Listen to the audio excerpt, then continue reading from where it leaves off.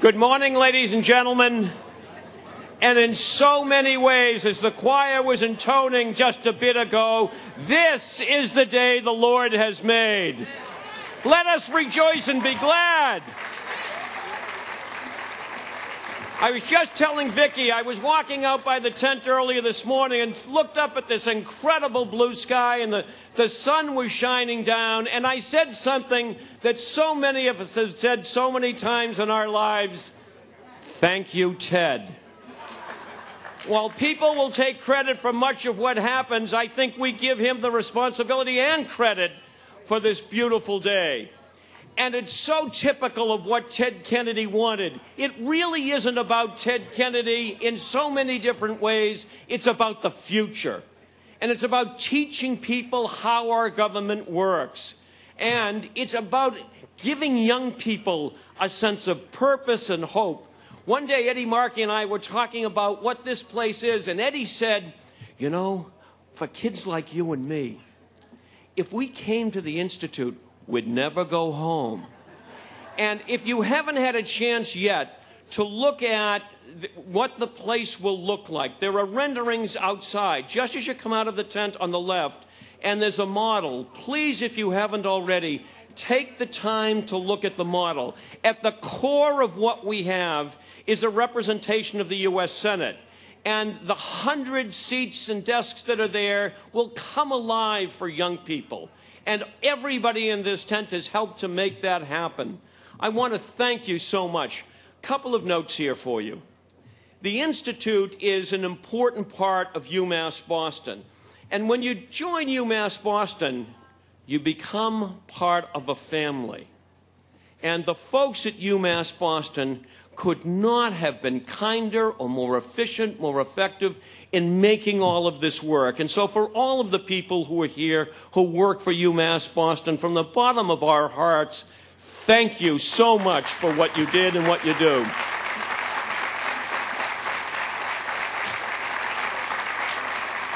By the way, when you look at the model and look at the renderings, one of the things I think you should think about that Senator Kennedy would be so thrilled with: the building will be built entirely with union labor.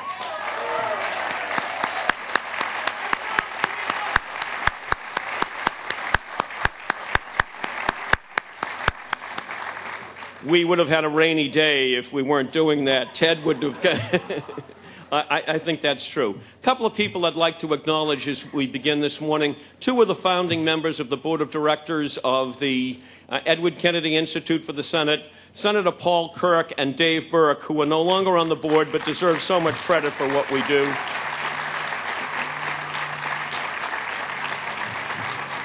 Our architect who, and as you look at the building, you'll see what he did. He was able to take the notion that came as Vicki and Ted talked to historians about what this could be, and fit it into the campus here at UMass, and it looks like it's part of the facility that IMPay designed so many decades ago. Our architect, who's become a dear friend, Raphael Vignoli.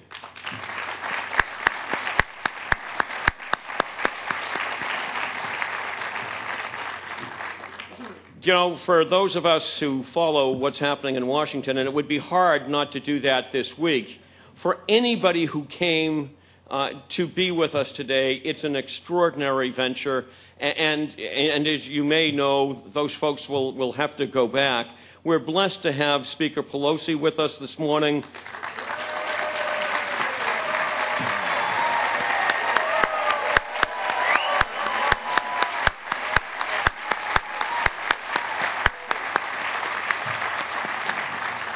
I did mention former Congressman Bill Delahunt, who has been such a supporter of the Institute, and his colleague from Lowell, Marty Meehan, former Congressman from Massachusetts.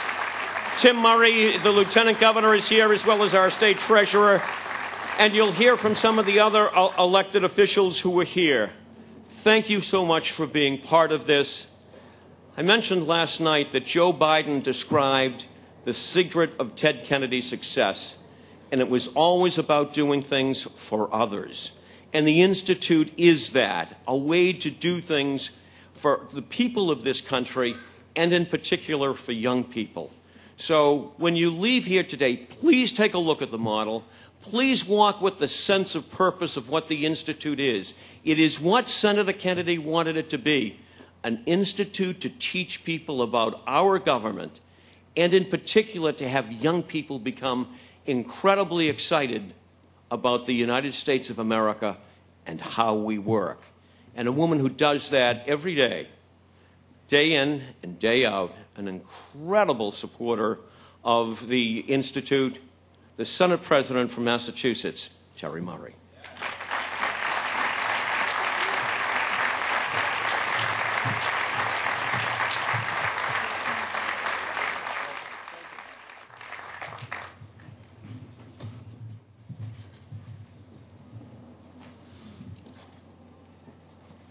Good morning and welcome on this absolutely beautiful day.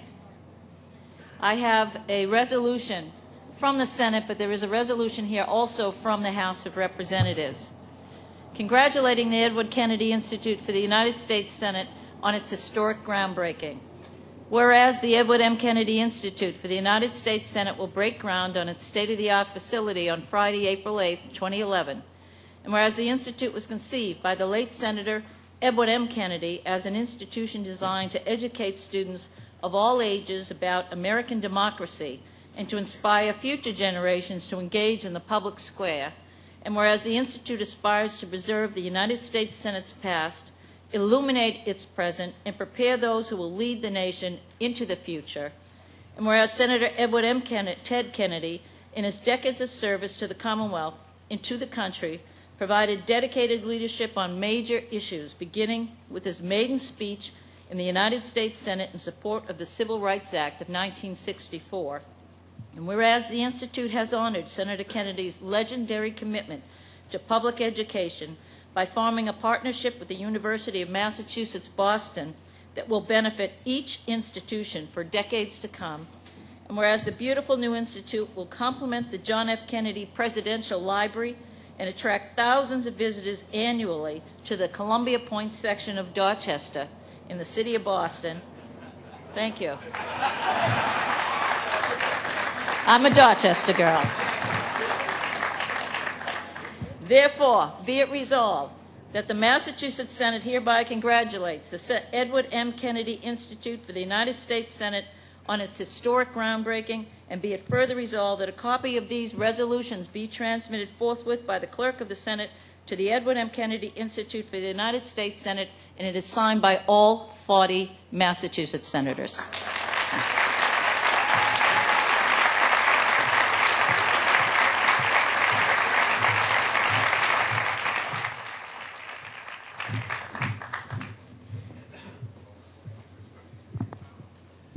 I want to apologize to the Attorney General. I didn't see you here. Attorney General Martha Coakley is here with us.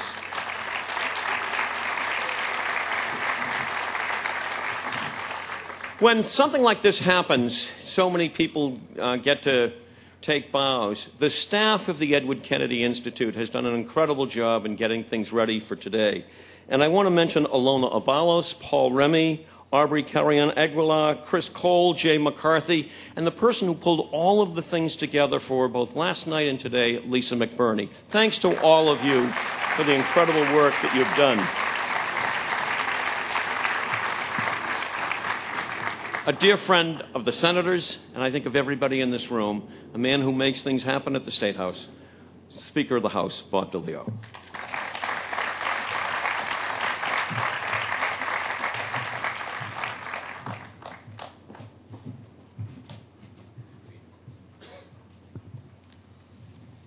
Thank you very much, Peter. And another big day today is opening day, by the way. Let's not forget that. And the Red Sox are going to start a winning streak today, as a matter of fact.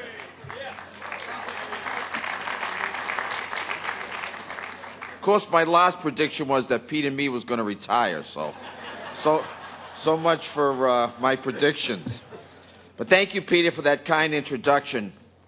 And it's a pleasure for me to join with my partner in the legislature, Senate President Murray, in offering the resolution and to be with all of you today to bring the greetings and the best wishes of the Massachusetts House of Representatives.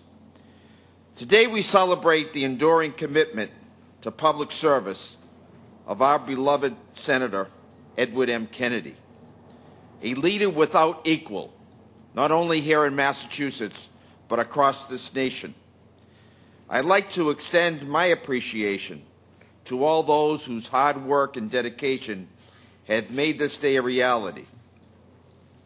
Like all of you, I am anxiously awaiting the opening of the Edward M. Kennedy Institute for the United States Senate, which will help bring alive America's great history and inspire young people to serve the greater good, just as Ted Kennedy did with such devotion for so many years. It's befitting that this beautiful new facility will be located next to the John F. Kennedy Presidential Library, which for 30 years has helped define the Boston waterfront.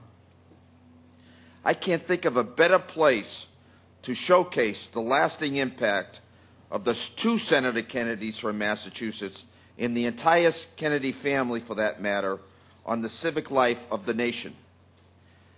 I'm really happy to be here today to celebrate the new beginning, because Ted Kennedy's focus was always on the future. He never stopped fighting for a better tomorrow for the people of Massachusetts and the United States. He never stopped searching for ways to build a more perfect union for all the American people. And as we confront today's challenges, this institute will keep Senator Kennedy's vision and ideals alive for the people of Massachusetts and the United States. Congratulations, and God bless all of you. Thank you very much.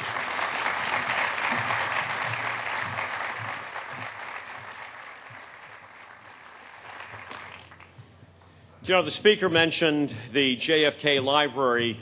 I mentioned to Paul Kirk one time that I've never gone in that building without being inspired. I think the same will be true of the institute we're about to build. And one of the things that you need to know, I mentioned one of the neighbors, UMass Boston, the folks at the Kennedy Library, from the very beginning, whether it's events we've done at the library or helping with any suggestions as we begin and how we make things work. And I'd like to publicly thank our friends at the JFK Library for the great work they have done with us.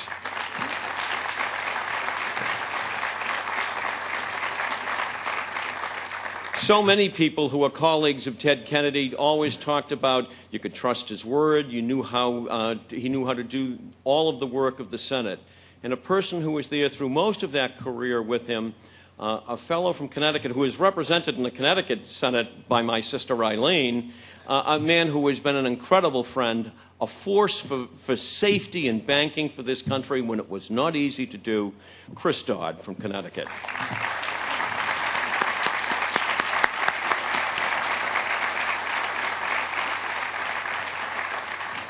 Years ago, Vicki and Ted had a number of us at the house on the Cape and talking about the Institute and what it could be. And one of the suggestions was that it could go to another college, and it wasn't Emerson College.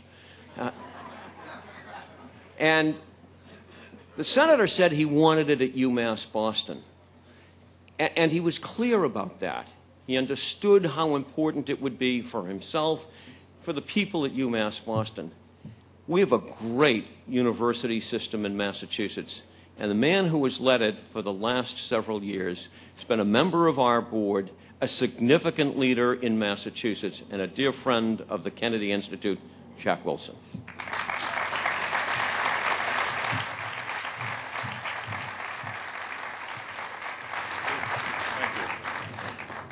Thank you very much, Peter. This really is a wonderful day for the university, and it's a wonderful day for our Commonwealth and for the nation.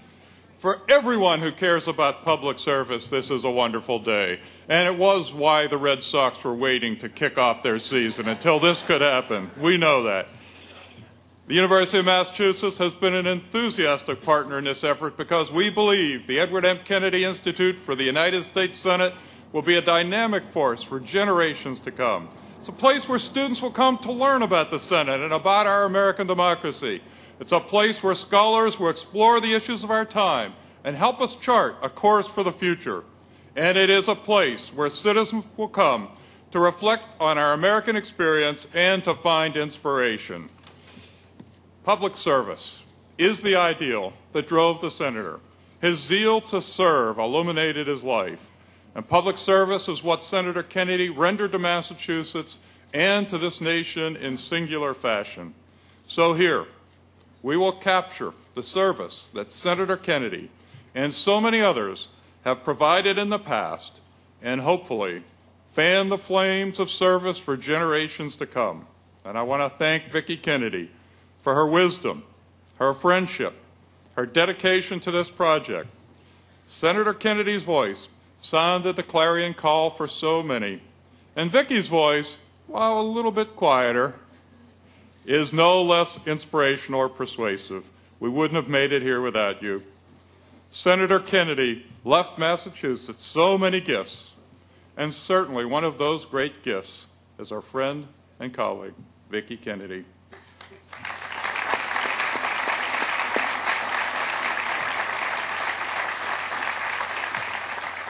I also want to acknowledge all of my colleagues from the University of Massachusetts who are with us today.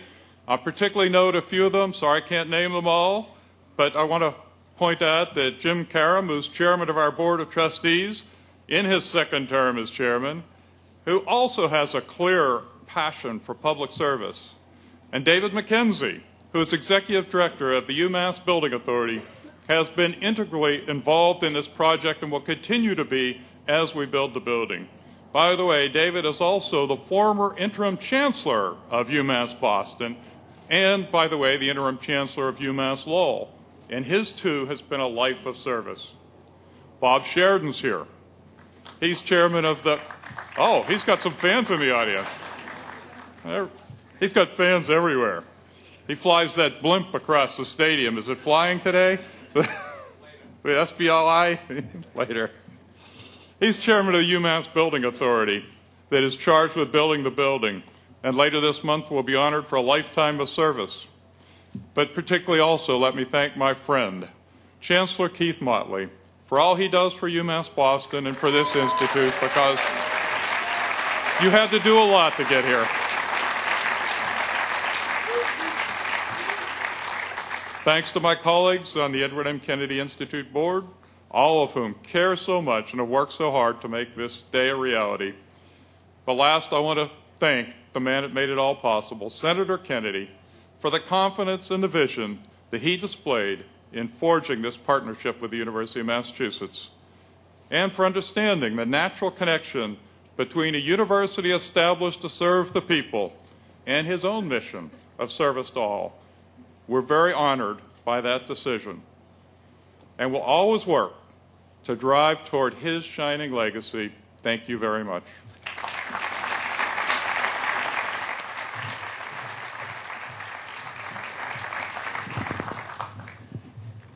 I do think that folks in this room know so much about the Kennedy family and what it has done and the excellence in pursuit of public service, but few may know that Cara Kennedy is on the Institute board. She has worked in television, and so oftentimes people would say things like a labor of love. This is not a labor of love. This is an act of love in the work that she has done for her dad. Cara, would you join us at the podium?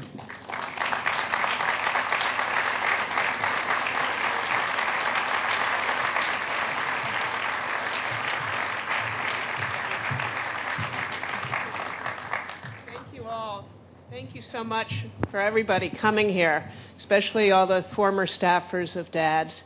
I also would like to thank my kids, Grace and Max, who took off from school for 2 days and now have extra homework to prepare for on Monday.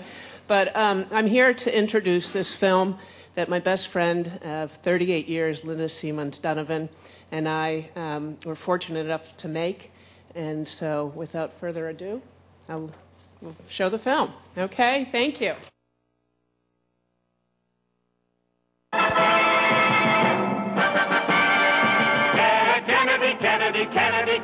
Kennedy, Kennedy, Kennedy, Kennedy for me. Kennedy, Kennedy, Kennedy, Kennedy. Do you want a man for senator who's a Democrat clear through? A man who knows our problems and who'll work for me and you. Who's ready to take action and who has the strength to do. Well, it's up to you. It's up to you. It's strictly up to you. He's a man with boundless energy. A man with real care.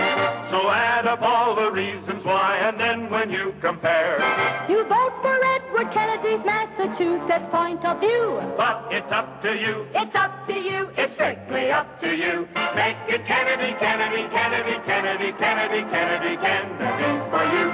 Kennedy, Kennedy, Kennedy, Kennedy, Kennedy, Kennedy, Kennedy.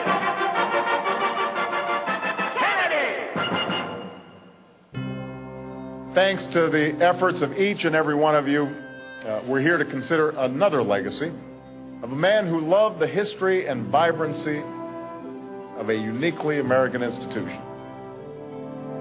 No one made the Senate come alive like he did.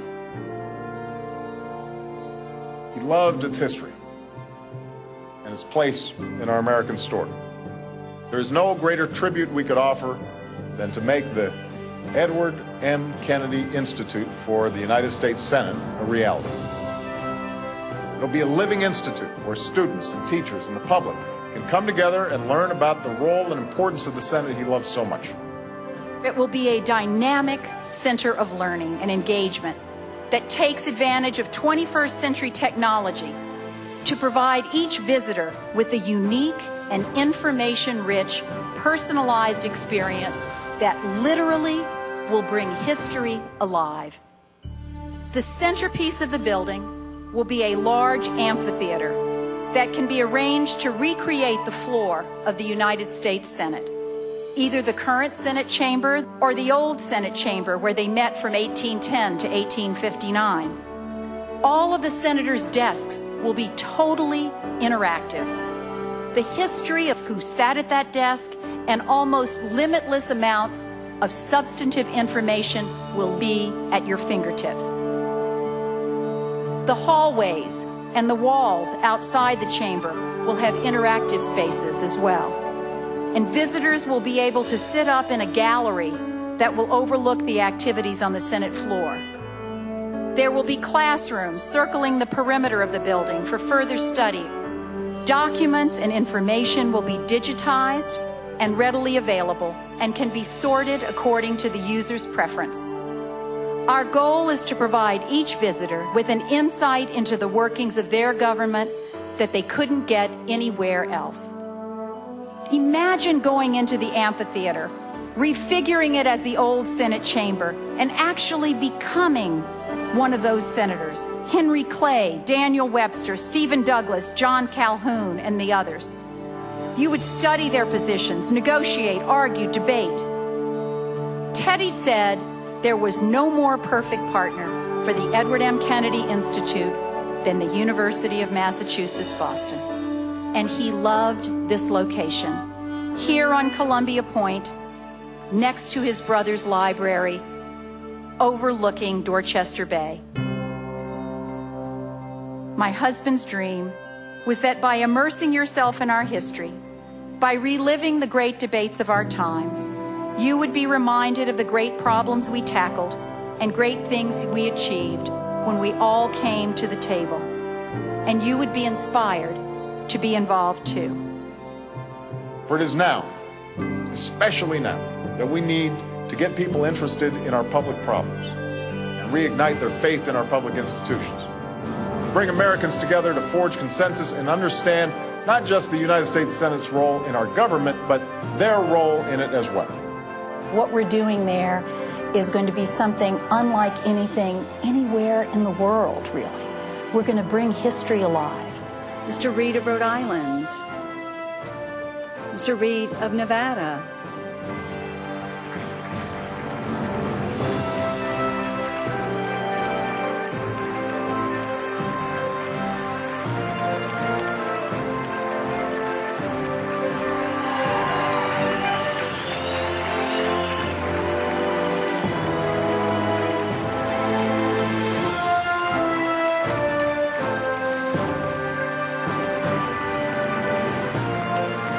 Mr. Kennedy. Aye.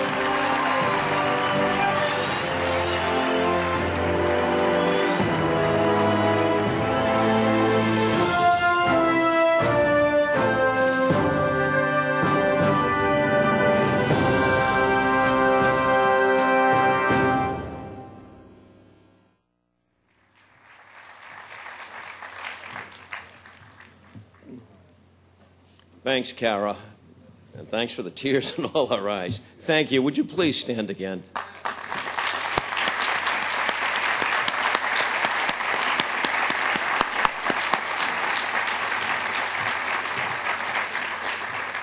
Like all of us who are blessed to be parents, the Senator was proud of all of his children, and I think in a special way today, Kara, he is particularly proud of you for what you have done. Thank you so much. I mentioned Eddie Markey before. Eddie and I traveled to Israel one time, and it was shortly after the invasion of Kuwait. And part of what we did on the trip, we went everywhere in Israel, and we also met with a group of people from the PLO. And they were supporting Saddam's insane invasion of Kuwait. Bill Delahunt was there in the room. And, you know, it was the kind of thing where generally people are polite and ask a few polite questions, and the world was pregnant with worry about what might happen in the Middle East and what would go on. And Eddie Markey looked at those folks and said, "You owe better to your children and your grandchildren. You will have to explain to them how you've made mistake after mistake and never missed an opportunity to miss an opportunity." I had two reactions. I couldn't believe the boldness of this guy from Malden, and I was trying to figure out if we could keep our backs to the wall as we were leaving the room. I was impressed with his candor and his leadership, and it's a hallmark of Eddie Markey, whether in the Middle East or here in his district or in the halls of Congress, a man who stands up for what he believes in and does it all the time. A greater friend of the Institute we don't have than our friend Ed Markey.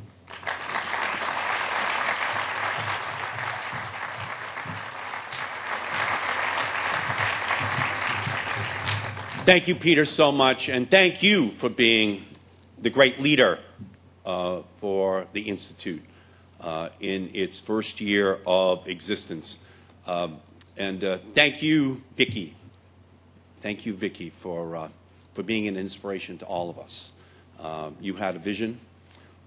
You asked us all to help. And today is the tribute to you that you are paying to Ted.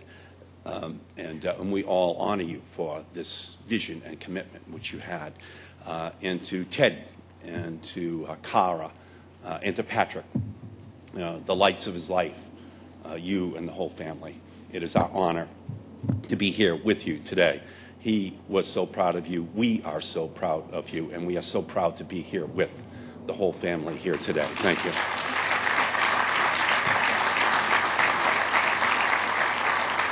And, you know, throughout the entire health care debate,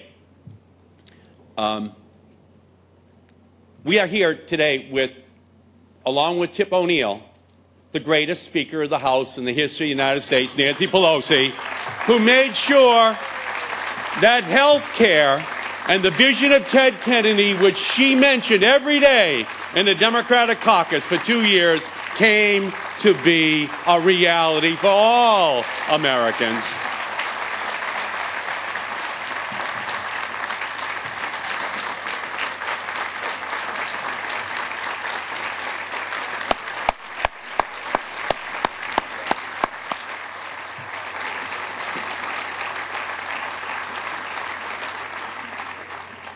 She wanted to make possible what DeVal Patrick and Terry Murray and Bob DeLeo have already made possible here for the citizens of Massachusetts. And it was what happened here in Massachusetts that became the model for the rest of the country.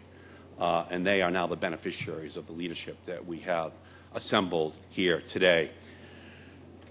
As Peter said, for so many people, Washington is just a distant concept. I'm from Malden. My father was a milkman. I had never visited Washington, D.C.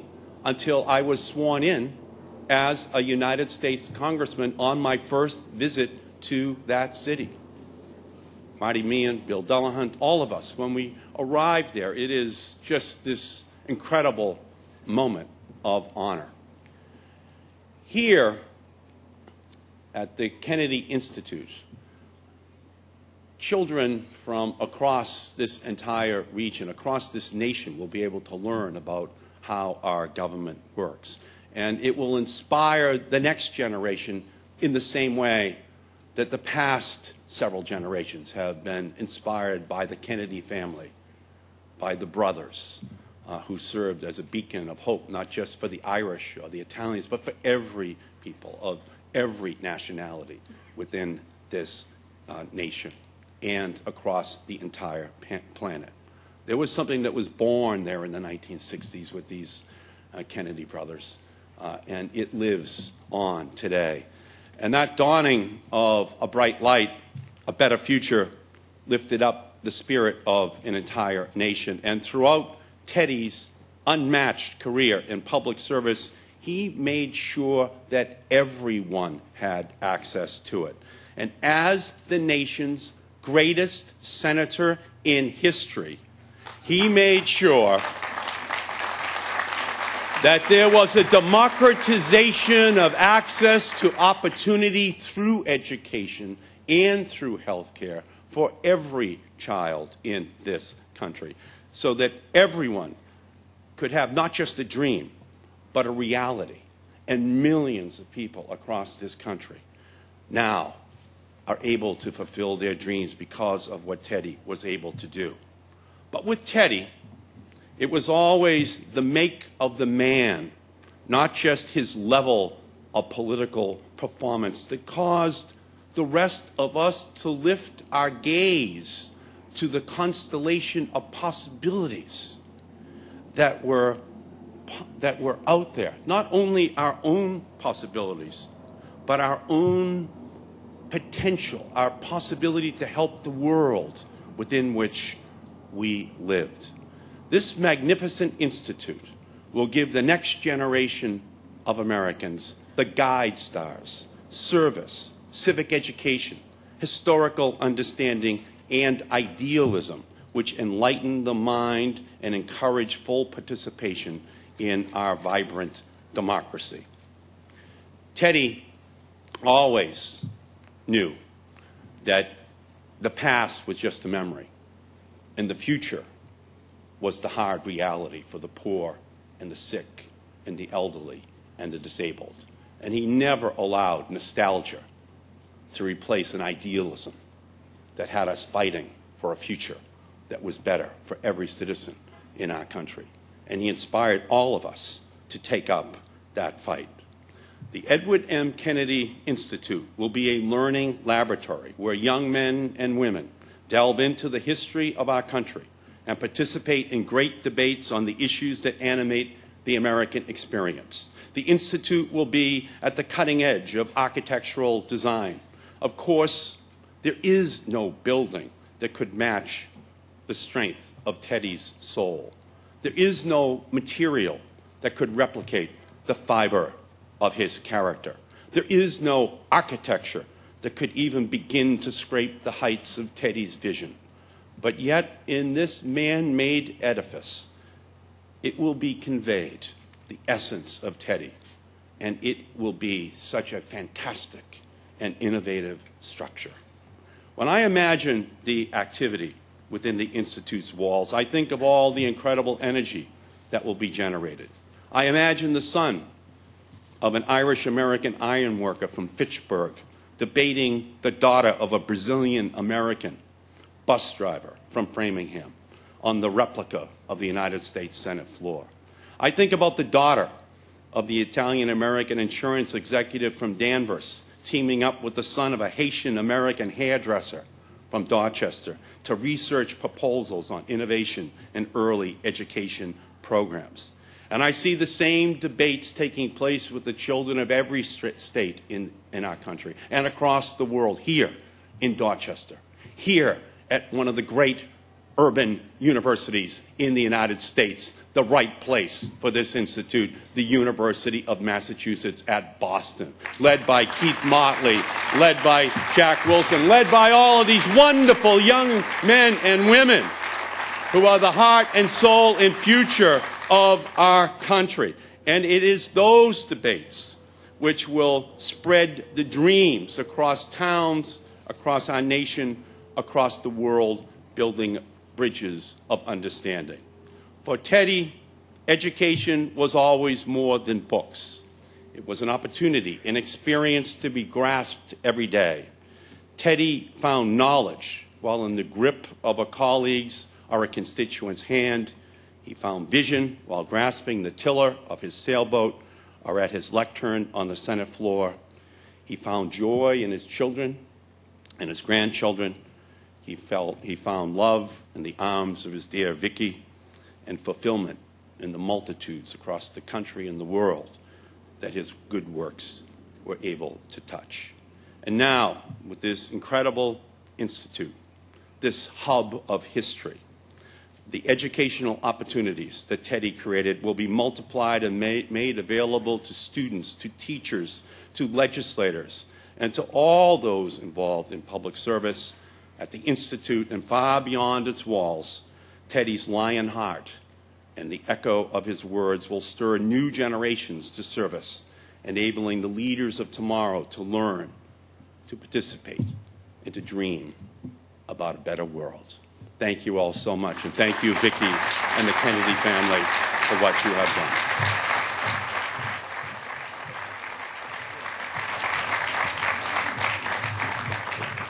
Ed mentioned the University of Massachusetts here at Boston. I'd like to introduce to you one of the graduates of the University of Massachusetts Boston. Man, I was proud that represented Roseanne and me in the House of Representatives for so many years. A more effective advocate for poor people I have never seen. Congressman Joe Kennedy.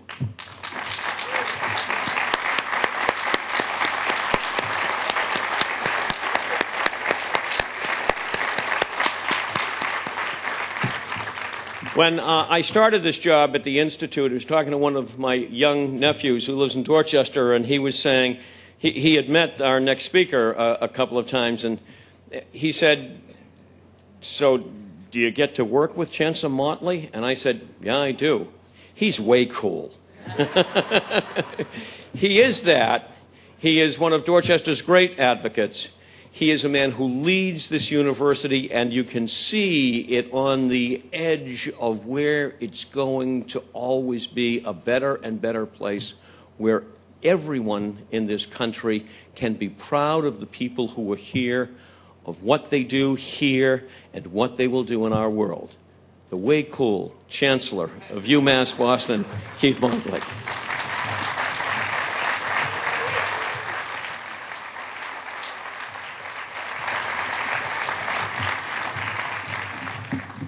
I can't wait to go home and tell my children that. Because when they see me in those gym trunks from 1980, and those old sneakers and all those things, they don't think I'm that cool. Good morning, everybody. Welcome to Boston's public university, the only one, the University of Massachusetts, Boston. We're so grateful to have you here. It's your university. So thank you for coming out and being a part of what we see every day. It was unbelievable, Vicki, to walk up here this morning and feel the buzz of everyone and the excitement. And so thank you, the family, the board, and everyone else for getting us here. Now, I know I'm here to celebrate the educational partnership between the Edward M. Kennedy Institute for the United States Senate and the University of Massachusetts, Boston. And I know I'm not supposed to tell you that this campus has 16,000 students and we have unbelievable faculty, 900 or so, and that our students come from 130 countries and 90 different languages are spoken here, and the mayor is an alumni. I know I'm not supposed to say that. I'm supposed to say that we do support wholeheartedly the goal of the Institute to illuminate the great debates of the Senate's past. But I'm also here to tell you that these moments in our history inspire our present, and they also inform tomorrow's leaders. And I'm going to show you some of that, and we're going to see this work today. One such moment that we're so proud of in those times, and it's a time that many of us in this room can relate to, was the 1964 debate over the Civil Rights Act. This bill was filibustered for 57 days and was finally broken in June of 1964. The first time in the United States history that a filibuster had been broken in the Senate on a civil rights bill. Perseverance, perseverance, perseverance, it paid off. Our Senator Ted Kennedy, someone who is so dear to my heart, understood that quality very, very, very well. The Edward M. Kennedy Institute will use historic Senate debates like this to help make our legislative process accessible and engaging to a wide audience.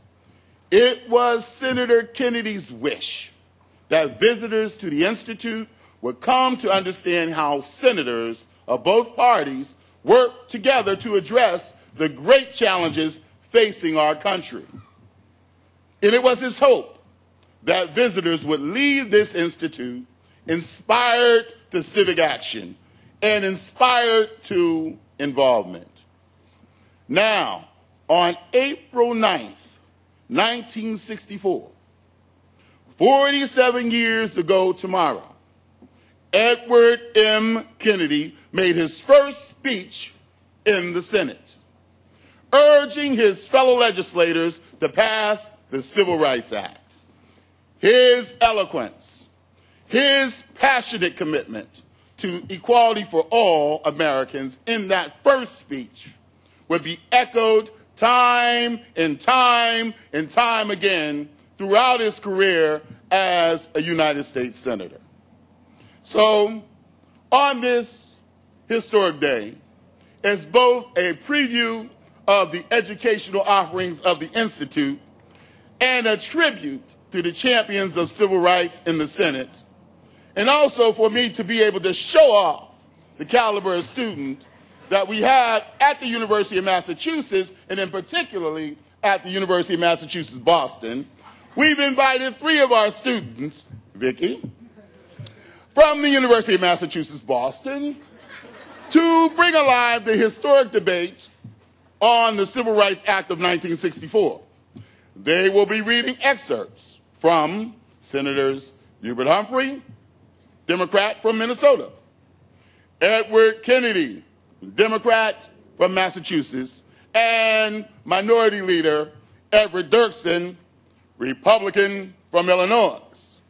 Now, Abel Ray Cano, come up here, a junior sociology major and a communications minor, and also the coordinator of Casa Latina, will read an excerpt from Senator Hubert Humphrey's address, delivered on March 30th, 1964.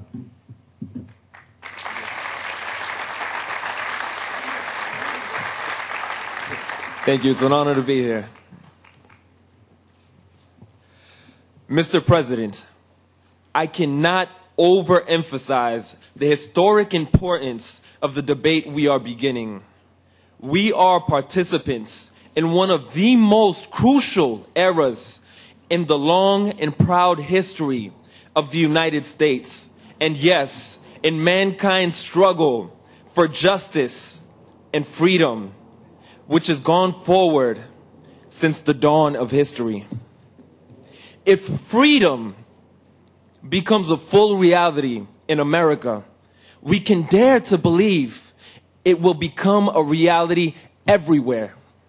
If freedom fails here in America, the land of the free, what hope can we have that it will survive elsewhere?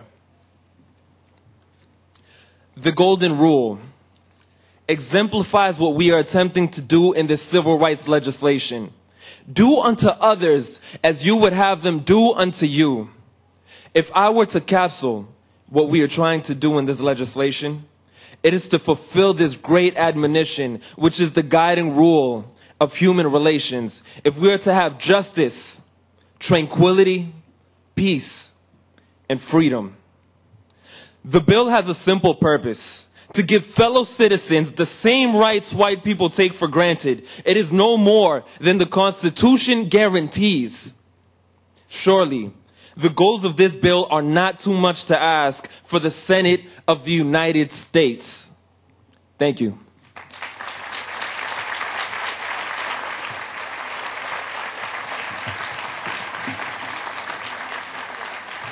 Oh, that's not, here we go, here we go. Now, Neil S. McInnes Barker, a senior marketing and majoring in environmental earth and ocean sciences, but he's also an undergraduate student senate president. And so, come on up here. He's going to read an excerpt from Senator Kennedy's first speech to the United States Senate from April 9th, 1964.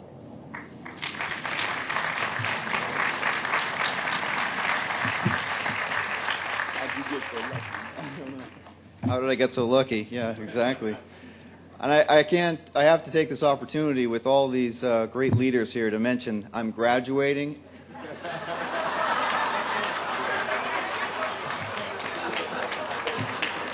And I'm taking job offers.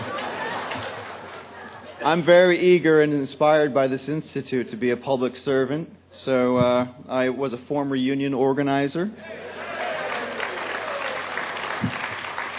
And I'll probably be knocking on Congressman Markey's door. Where is he? Because I share a passion for environmental sciences, healthcare. Thank you, Nancy Pelosi, Speaker Pelosi. And higher ed. So, thank you, Chancellor Motley. You're welcome. I'm honored to read a portion of this historic speech to the United States Senate in April of 1964, when Senator Kennedy said, "Mr. President, it is with some hesitation that I rise to speak on the pending legislation before the Senate. A freshman senator should be seen, not heard, should learn and not teach. It is true that prejudice exists in the minds and hearts of men. It cannot be eradicated by law. But I firmly believe a sense of fairness and goodwill also exists in the minds and hearts of men. This noble characteristic wants to come out. Law, expressing as it does the moral conscience of the community, can help it come out in every person. So in the end, the prejudice will be dissolved. As a young man, I want to see an America where everyone can make his contribution, where a man will be measured not by the color of his skin, but by the content of his character. I remember the words of President Johnson last November 27th. No memorial, oration, or eulogy could more eloquently honor President Kennedy's memory than the earliest possible passage of the Civil Rights Bill for which he fought so long. My brother was the first president of the United States to state publicly that segregation was morally wrong. His heart and his soul are in this bill. If his life and death had a meaning, it was that we should not hate, but love one another. We should use our powers not to create conditions of oppression that lead to violence, but conditions of freedom that lead to peace. It is in that spirit that I hope the Senate will pass this bill. April 9th, 1964.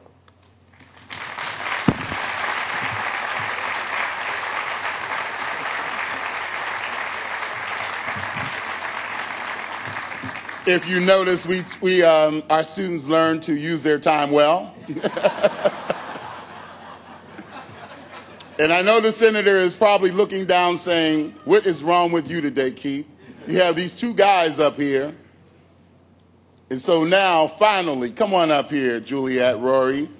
She is a junior, and she has a double major, majoring in Africana Studies and also in Spanish. And she will share the words of Senate Minority Leader Everett M. Dirksen from June 10th, 1964.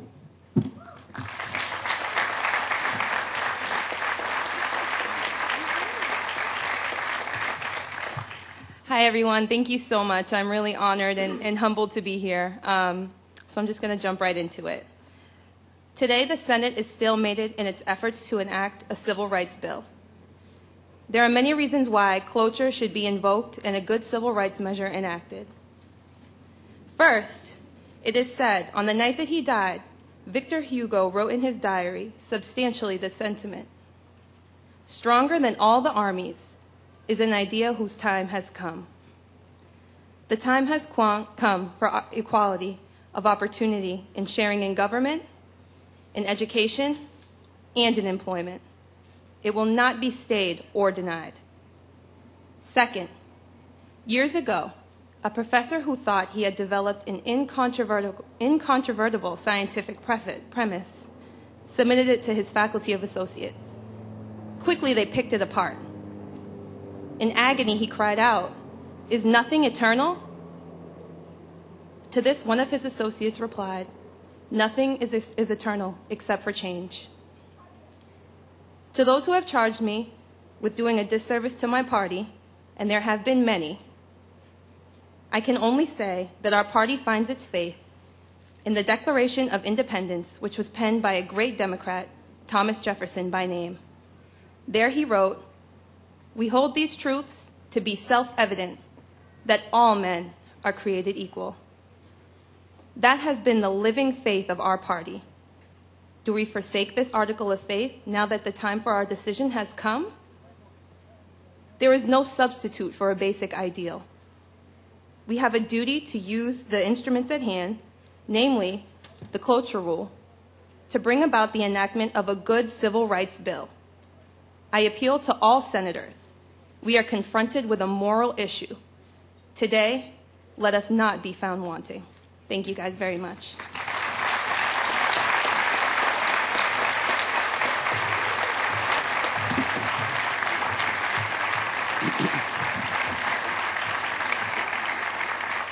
So thank you, Abel, Neil, and Juliet, and thank all of you here today who are here to celebrate both this institute and this great moment in our country's history to teach, inform, and inspire current and future generations. Thank you, thank you, thank you.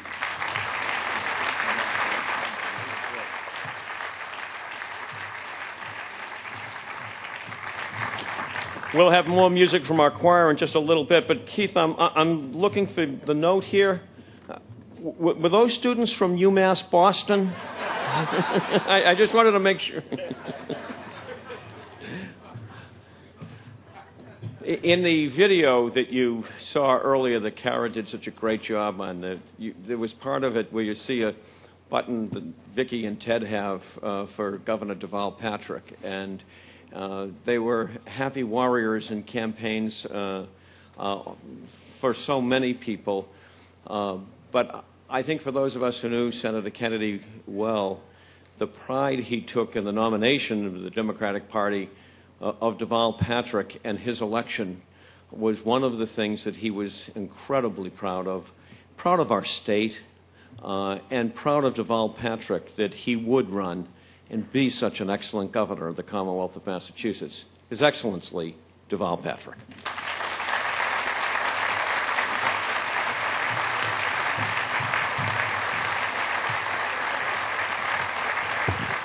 Thank you very much, Peter, to you and to the board, to Vicki and Ted and Kara and Patrick and all the members of the Kennedy family, to all of my partners in government who were here, present and former, to all of you former staff members and supporters of this extraordinary moment and this incredible milestone, I'm honored to be here to thank you. I just want to thank you, because I can tell you we need this institute right now. Decades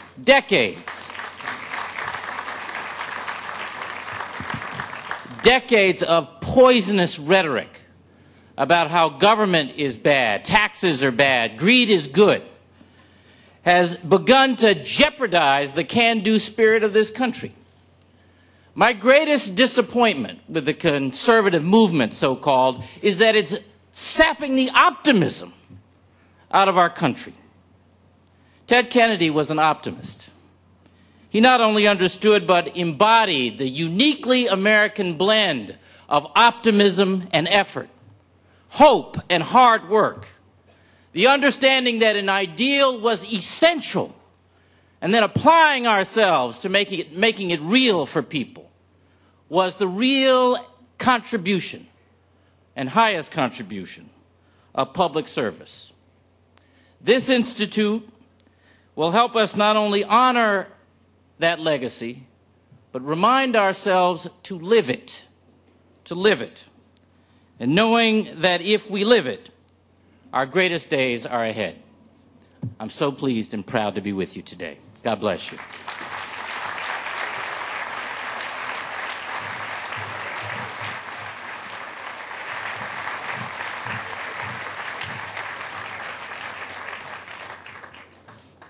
How'd you like to hear from a fellow who's an optimist and also the mayor of Boston, who up until Tuesday, people always thought he had great judgment. When Senator Kennedy asked me to chair the Rose Kennedy Greenway Conservancy, one day he called me and said, "Are you free for lunch?" You know, I didn't look at the calendar, of course I was. And he said, "I just called Tom Menino. The three of us are going to go to lunch and talk about the Greenway." And so the three of us sat in a restaurant and talked about what the Greenway could be and what it should be and all of that. And Ed Schlossberg, who has been such an inspiration for the Institute, was also an inspiration on the Institute, on the Greenway board. We were talking about open green, excellent, and having as much green space as possible, and the entrance to the harbor, and Tom and Ted were going back and forth, and then the mayor had to leave. Tommy's leaving the room, and Ted said, "Don't you just love this guy?" A man who's done an incredible job as the mayor of Boston up until Tuesday. A guy you can't help but love. The mayor of Boston, Tom Menino.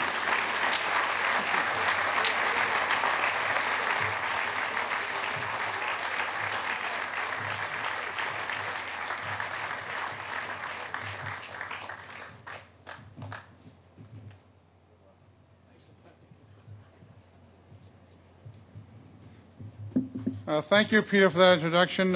You're not in the payroll yet, so don't worry about it.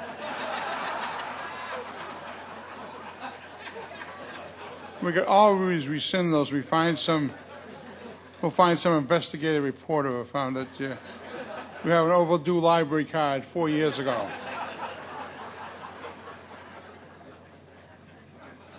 You know why I left that lunch early? Because I was getting stuck with a check.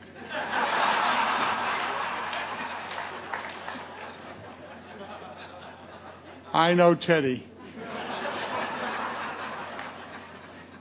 One day we were doing an event in Roxbury with Bill Clinton at the Orchard Gardens Community Center. We're talking about youth violence, and Teddy says, "Let's go to lunch." And Bill Clinton says, "Oh yeah, it's a great idea." And Clinton says, "Let's go to some fancy restaurant." And Teddy had the smarts enough to say, "The mayor will choose the place we go." So we picked out this Mike's Diner on Washington Street, right? And so we had, Teddy likes to eat. We all understand that. Bill Clinton does, and of course I do. But the best part of the whole lunch was when the bill came. Bill Clinton says, "I don't have any money." Teddy says, of course, he had no money. So who gets stuck with it? Me. And so then, but And I tell you something, folks, this guy, Ted Kennedy, was a very special guy. We'll never have a guy like him ever again in this business.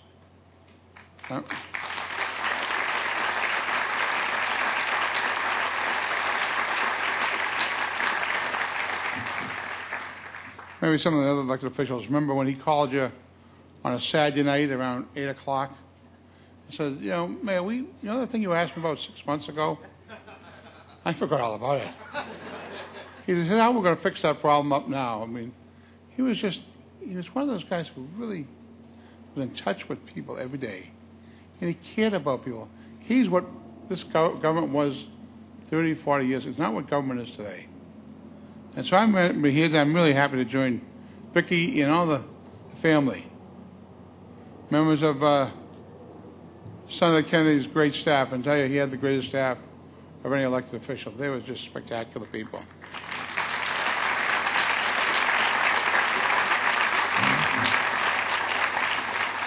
And all of you to help dedicate this institute, a place of public education and learning, and honor a man who taught us all so much, I tell you. And we are so fortunate to have this institute and the Presidential Library right here next to one another. Two great institutions named for two great public servants, both on the harbor. Chancellor Motley, my only concern is don't forget, leave some space for some of us alumnus. Huh? I will, don't worry. You wrote it down. You wrote it down, okay. You know, it was so inspiring to listen to the students read passages of that civil rights debate. You know, Senator Kennedy always knew that and always believed that young people are the future. I remember being at the school over in Charlestown, first school that was wired in this country, hardwired for the internet.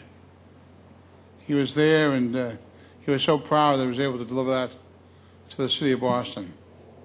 He also knew that making sure that they all got a world-class education, these kids. I mean, he always believed this was a civil rights issue of our time. So I know he would be thrilled that the Institute for the Senate be a hub of civic learning, and this institute will be welcoming destination for people for many years. The truth is, we may not need to buy more red paint to extend the Freedom Trail to Dorchester. Thousands of children and families will come here every year. They may wear the paint thin, but not the message. That opportunity should be extended to all people, no matter what is their background. Just think about the Kennedy Institute, the Senate means for the city of Boston and our people. Boston's children will no longer just read about the great debates of the Senate. They'll visit here to experience them too. Boston natives will come to the Kennedy Institute for the Senate to learn about their career, or one of their own, the democracy he strengthened. Aspiring public servants will come to our city to prepare for career in public service. And folks, that's needed now more than ever, to bring in aspiring elected officials who want to come to public service, to come and learn what it's really about.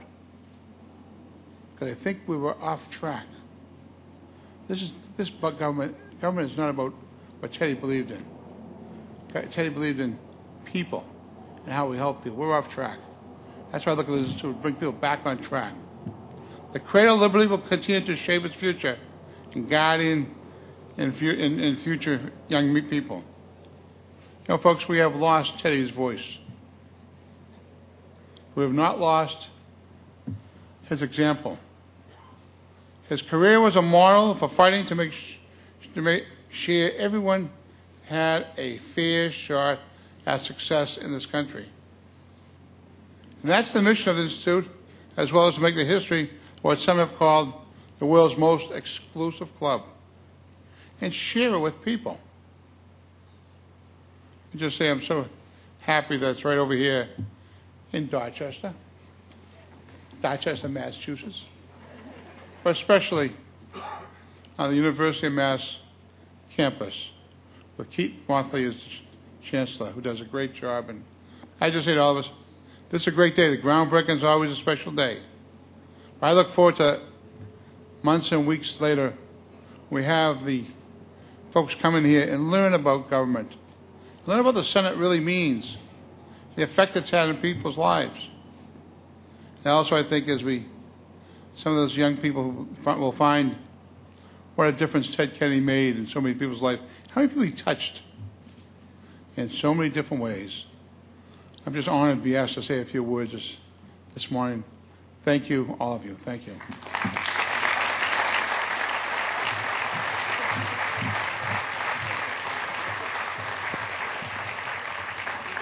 There are great days in our Commonwealth. I think days when we all can be happy and proud of what we do and the kind of leadership that this Commonwealth provides. Today's one of those days. We've talked about the Institute, and we've talked about it being a nonpartisan institute where we talk about the issues of the time and the issues of the past so we illuminate the future. A tribute to that sense of nonpartisanship and what we can do as a Commonwealth. Our next speaker, Senator Scott Brown.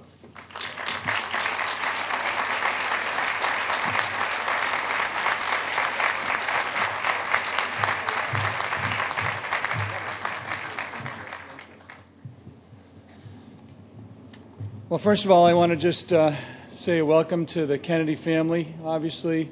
Patrick, good to see you as well. And all the elected officials, a lot of friends here I haven't seen in quite a while, and colleagues. I want to thank the Kennedy family for their history of service and sacrifice. And I've had the privilege actually to speak with Vicki on many occasions about her vision for this amazing facility, for this Institute of Learning. And I was deeply moved by her passion and enthusiasm to do something very special for her husband and for the family and for our Commonwealth and for our country. And I told you I'd come. A little surprise to everybody, isn't it?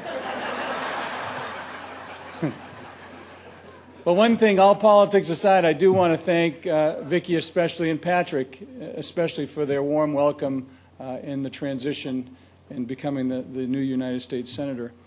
And one thing that you would know, I mean, everyone knows he's a legend. Me, of all people, I understand the large shoes I have to fill. But one thing I always appreciated was his dedication to service, his sense of humor, and the fact that he was so zealous in the way that he fought for the things that he truly believed in. And I'm not sure if you're aware of this, but I have a picture on my mantle of Senator Kennedy. And one of the reasons I have it there is to remind me that he worked with all sorts of people. He worked with Democrats and Republicans and young, old, black, white, all nationalities, everybody. As long as they had a good heart, they came in with an open mind, and they were willing to work with them, he was willing to work with them. And that's the type of legacy that I hope to leave and use his example in that regard. And I just want to close by saying I'm enormously mindful every day of the greatest public honor in my life is the opportunity to serve in the United States Senate and also to be here to see all of you. So thank you. I have to go and do the people's business, Governor, as you were referencing.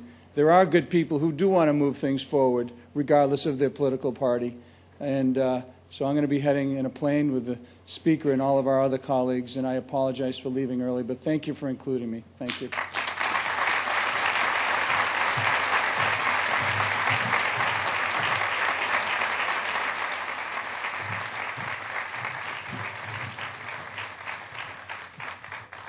In just a moment, we'll hear from Vicki and folks in the family. But before we do, just an interlude with the Boston Community Choir. They've done such a grand job, not just today, but other times for us. Thank you so much. You bring such a wonderful, wonderful tribute to the day and to Senator Kennedy. Thank you.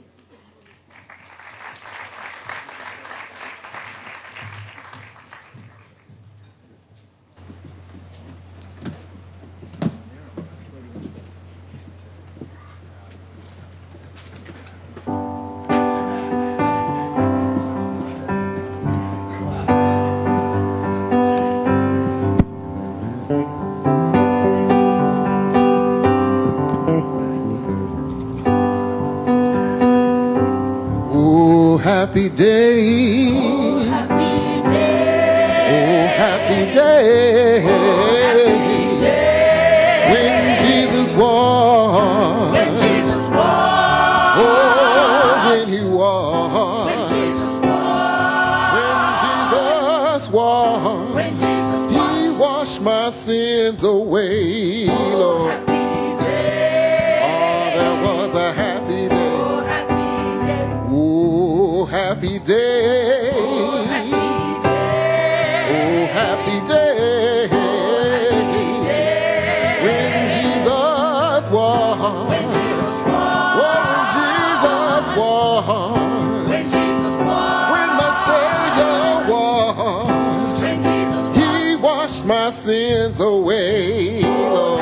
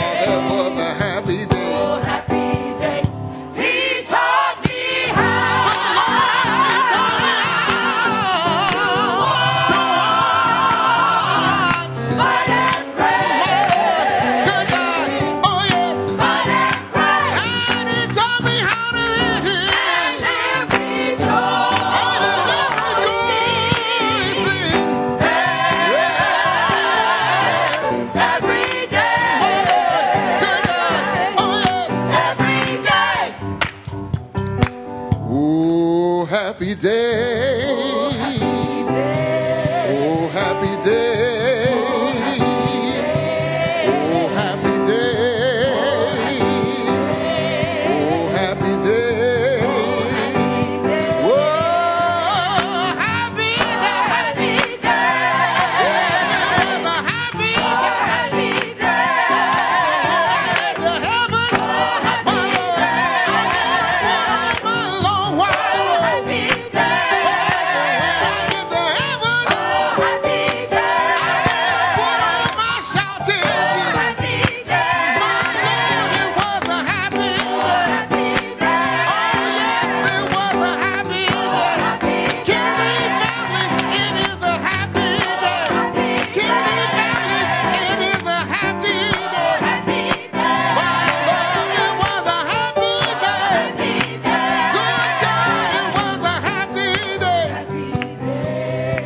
Happy day. Oh, happy day. When Jesus walked. Oh, when Jesus walked. Oh, when Jesus washed. He washed my sins away, Lord. Oh, it was a happy day. Yes, it was a happy day. Oh, it was a happy day. Yes, it was a happy day.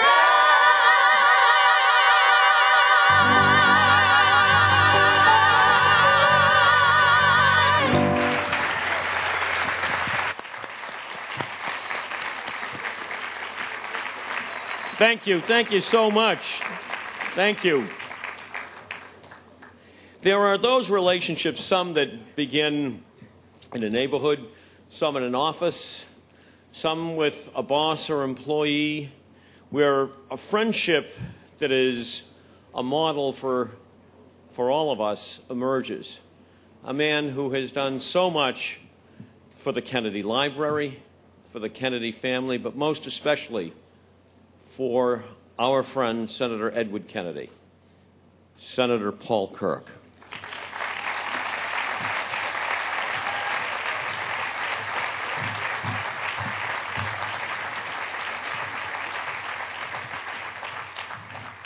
Thank you, Peter. You're a great pal, and you've done so much for the institute that's about to be and so much for our city. We look forward to your continued great career. Members of the Kennedy family, distinguished guests, is this choir way cool or what?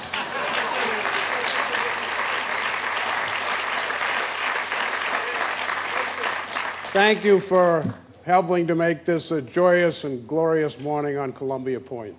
Terrific.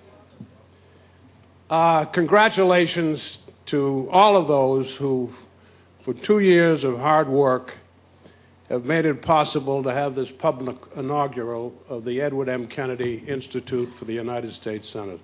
You've done a great job. This will come as no surprise to you, but after 40 years of working together on political, policy, and professional issues, and having enjoyed a fun-filled and treasured friendship, the most meaningful public honor in my life was to receive the endorsement of the Kennedy family and the appointment by Governor Deval Patrick to succeed Edward M. Kennedy in the Senate of the United States.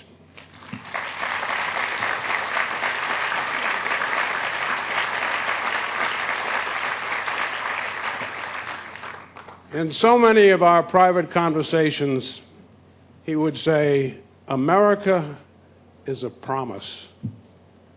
America is a promise our founders passed on to succeeding generations, each with an obligation to leave it better than they inherited it. And to fulfill that promise, like his brothers John and Robert before him, he chose a career in politics. Ted Kennedy was a politician and proud of it.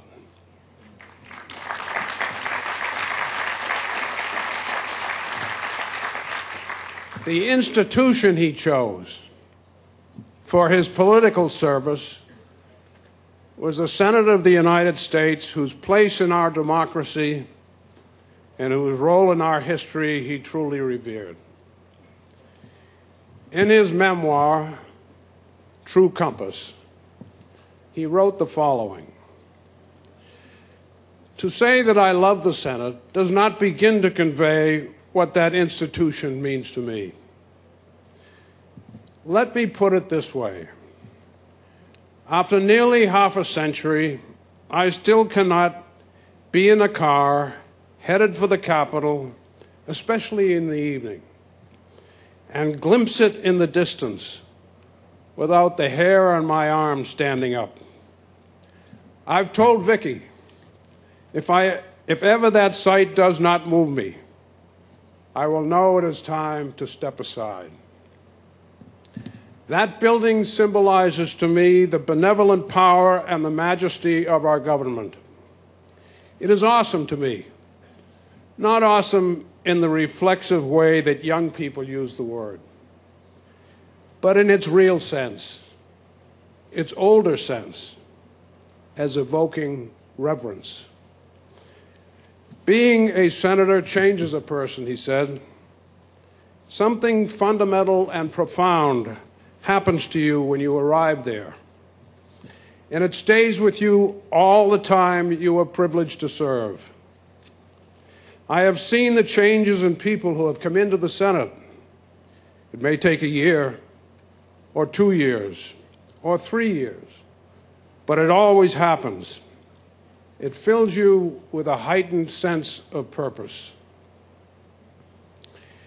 Edward M. Kennedy, in his own words. What follows are my words. but I am as sure of them as he was of his, and they're worth repeating on this occasion. When history's hand finally writes of the first 250 years of this republic, it will record that no individual legislator from any state, of any political party, or of either House of Congress worked harder or longer with a more heightened sense of purpose for the cause of peace and economic and social justice than Edward Moore Kennedy, Democrat of Massachusetts, whose name will bear this institute.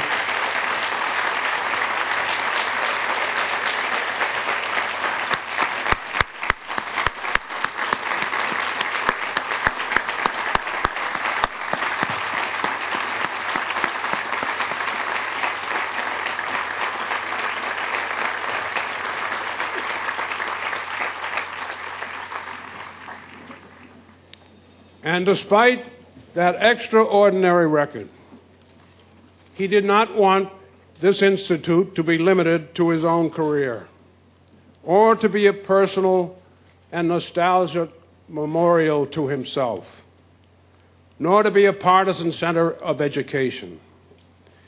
He believed in being part of something larger than oneself, and he envisioned a teaching institute larger, broader, and more far-reaching than even his own work.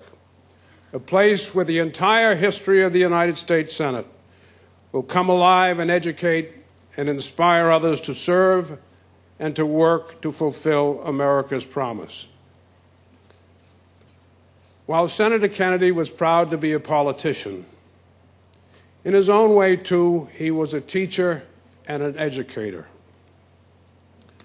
One afternoon, early in my term, one of his former colleagues approached me in the Senate chamber, and reflecting on what the loss meant to that body and how much they relied on him to carry the tough fights and how he'd always share credit, no matter what victories he'd achieved, the senator said wistfully, "Ted taught us to be better senators, and now we must be." And in this audience, there are over 100 former staff members who can attest that by his constant devotion to making a positive difference in other people's lives, he made us better citizens and indeed better human beings. It was Senator Kennedy himself who said, "All of us will live on in the future we make." In his own way, he was too modest to say that some of us will live on in those whom we inspire. And this morning, as we break ground at UMass Boston for this exciting center of civic education and engagement, on the campus, in the city and the Commonwealth he loved, next to his brother's library and museum, which itself echoes a patriotic call to service, we can be certain that Edward Kennedy will live on, and all who will be inspired by the educational mission of this great institute, which will proudly bear his name. Congratulations, and thank you all very much.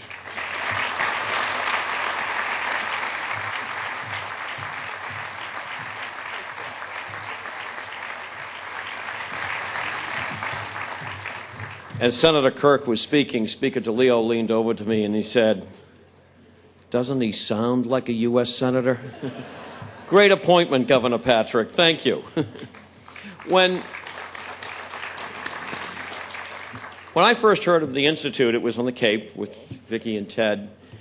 And I think some people do know that this all began as Ted had served 40 years in the Senate, and Ted and Vicki began to talk to historians about what might become an institute that we're breaking ground for today. And as those historians met with Ted and Vicki and others, the whole sense of what this could be, frankly, what it must be, has been what Vicki has brought to the table again and again and again, with a sense of excellence, with a sense of purpose, and a sense of patriotism. The guiding light for the Edward Kennedy Institute for the U.S. Senate, Vicki Kennedy.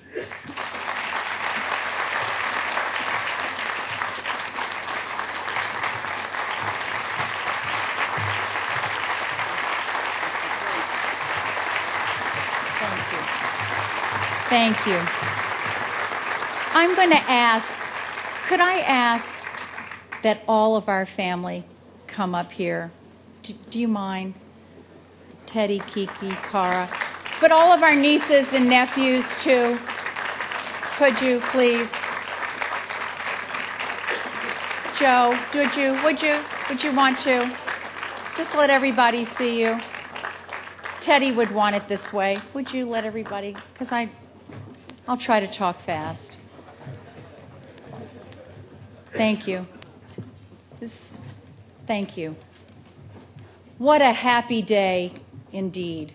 And while everybody in our family, I just wanted you to see everybody, because this is so important to us. Thank you. While everybody is filing up here, I just want to thank all of those who have been part of this program today, and all of Teddy's colleagues from Washington who serve now and those who served before who have made the effort to be here today, all of his colleagues in government here in the state, all of his friends and all of his staff and people who have come far and wide to share in this magnificent day with us. Thanks, everybody. How great is this? How great is this?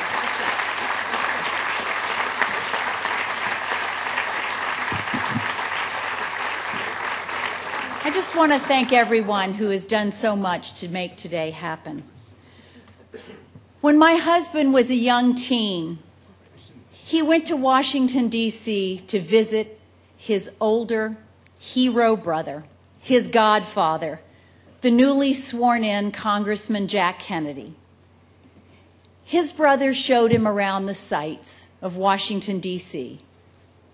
The House office buildings, the Senate office buildings, the Supreme Court, the Library of Congress, and the beautiful domed Capitol building itself. Teddy was mesmerized, and it showed in his face, and his brother could see it. But then his big brother turned to him and said, "Teddy, it's great that you enjoy looking at these buildings, but take an interest in what happens inside of them." And those words literally changed Teddy's life. And that's what we hope to do at the Edward M. Kennedy Institute. Encourage an interest in what happens inside our government buildings. And in the process, change and enhance individual lives and the life of this great country. We want to show how throughout history, men and women of goodwill and both parties came together and addressed the greatest challenges facing our nation: civil rights, human rights, equal rights, workers' rights, war and peace, health care, economic opportunity, education, and yes, the budget.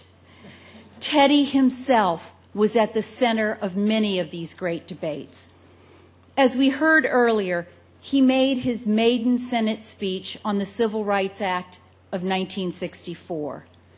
And he saw that problems could be solved, that senators could come together and deal with important issues for the good of the country. He knew that finding common ground wasn't easy, but that it was necessary. He once said, "We are Americans. This is what we do. We reach the moon. We scale the heights. I know it. I've seen it. I've lived it, and we can do it again. And that's what we're going to offer visitors at the Edward M. Kennedy Institute for the United States Senate. It's the chance to know it and see it and live it so that people can be inspired to do it again.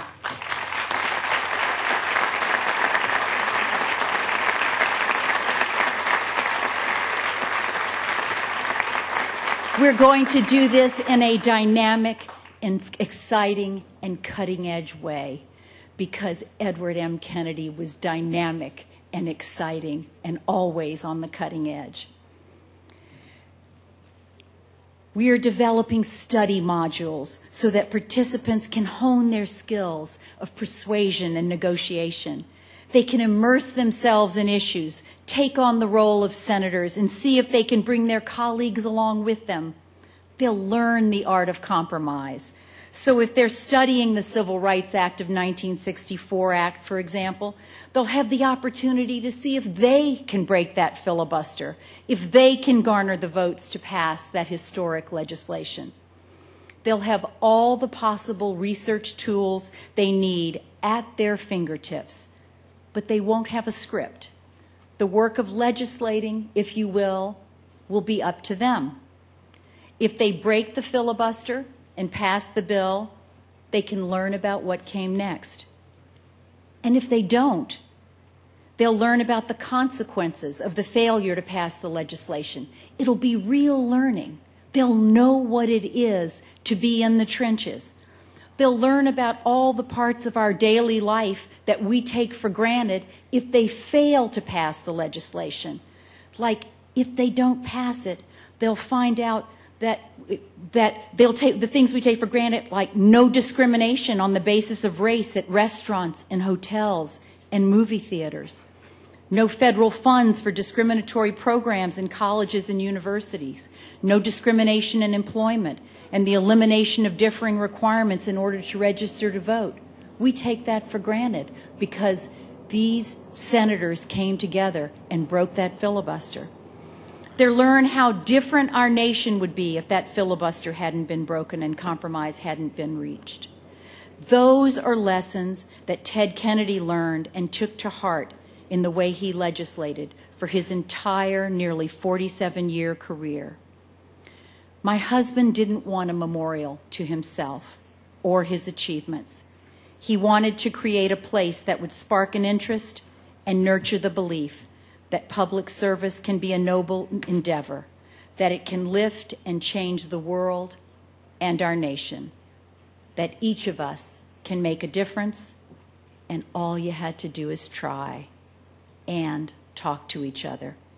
At this institute, his dream will live on. Thank you very much.